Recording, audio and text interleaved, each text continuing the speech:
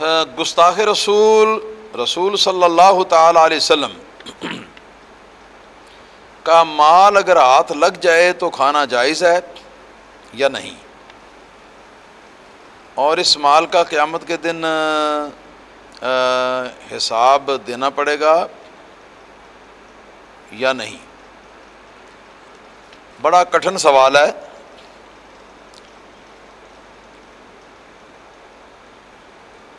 بات یہ ہے کہ جمہور کا جو عقیدہ اور جمہور کا جو نظریہ ہے وہ یہ ہے کہ جو شخص رسول اللہ صلی اللہ علیہ وسلم کی گستاخی کرتا ہے، اگر گستاخی سے پہلے مسلمان تھا تو گستاخی کرنے کے بعد وہ کافر و مرتد ہو جاتا ہے، تو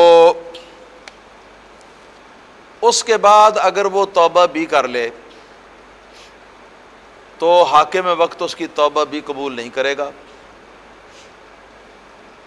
چاہے سچی دل سے توبہ کرے، لیکن اس کی سچی دل کی ہوئی توبہ کا اس کو قیامت میں انشاءاللہ تعالی ضرور فائدہ پہنچے گا۔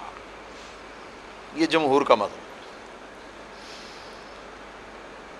مگر امام اعظم ابو حنیفہ رحمۃ اللہ تعالی علیہ سے جو تحقیق کیا علامہ شامی رحمۃ اللہ تعالی علیہ نے، ان کا موقف جو ہے وہ یہ ہے کہ جو شخص رسول اللہ صلی اللہ علیہ وسلم کا مسلمانوں میں سے گستاخی کرے، یقیناً وہ شخص جو ہے وہ کافر ہو جاتا ہے، دائرہ اسلام سے خارج ہو جاتا ہے، مرتد ہو جاتا ہے، اور سزا کا مستحق بھی ہے، سزائے قتل کا۔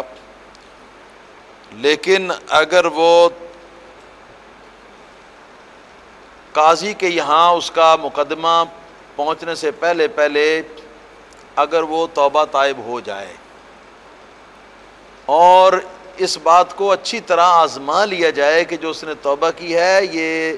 دفع الوقتی کے طور پر سزا سے بچنے کے لیے نہیں، لوگوں کی ملامت سے بچنے کے لیے نہیں، بلکہ واقعتاً اس کو اس بات کی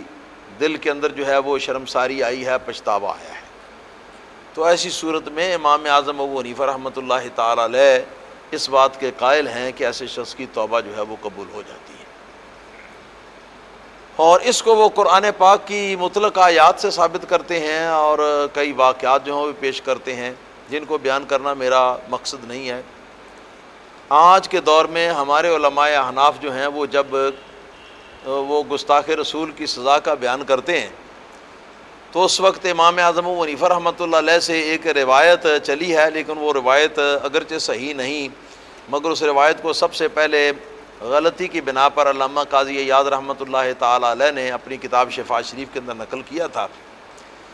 تو زیادہ تر اس کو نقل کر دیتے ہیں، اور اس میں یہی ہے کہ اس کی توبہ کوئی نہیں اور سزا سے وہ بچ نہیں سکتا، اس میں یہی لکھا ہے۔ آج کل ہمارے علماء احناف اکثر اسی کو بیان کرتے ہیں، اور مغالطے کی بنا پر اس پر کئی اکابر فقہا جو ہیں انہوں نے فتوے بھی دیے ہوئے ہیں، لیکن جب تحقیق ہو گئی اور تحقیق کے ساتھ یہ بات ثابت ہو گئی کہ امام صاحب رحمۃ اللہ علیہ کا یہ مذہب جو قاضی عیاض رحمۃ اللہ علیہ نے نقل کیا ہے یہ مغالطے سے ان سے یہ بات جو ہے یہ سرزد ہو گئی ہے، یہ صحیح نہیں ہے۔ صحیح مذہب امام حنیفہ رحمۃ اللہ تعالی علیہ کا یہ ہے کہ اس کی بھی توبہ جو ہے وہ قبول ہو جاتی ہے،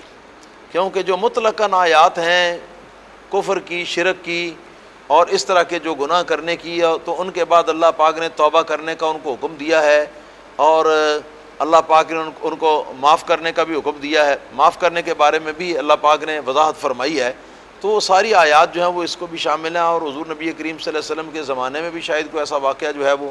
مل سکتا ہوگا۔ تو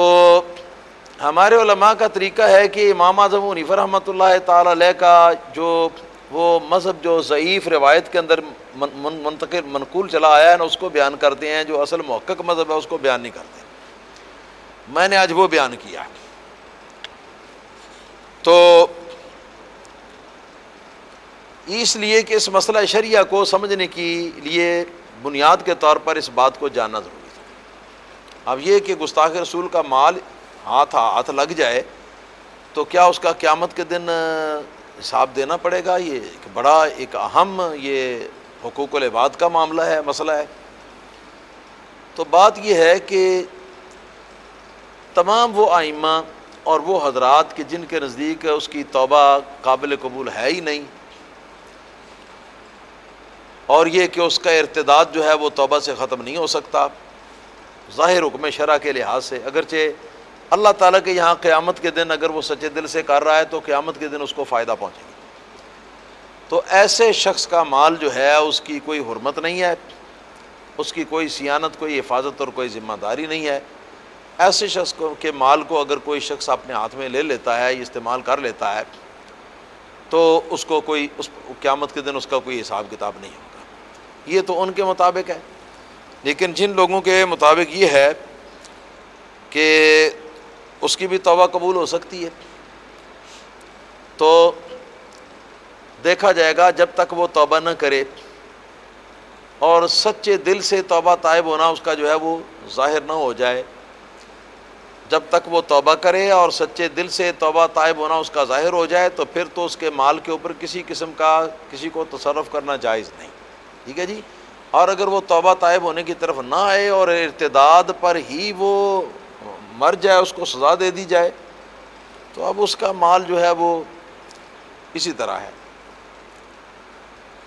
اس کا کوئی حساب کتاب نہیں۔ واللہ تعالی عالم بالصواب۔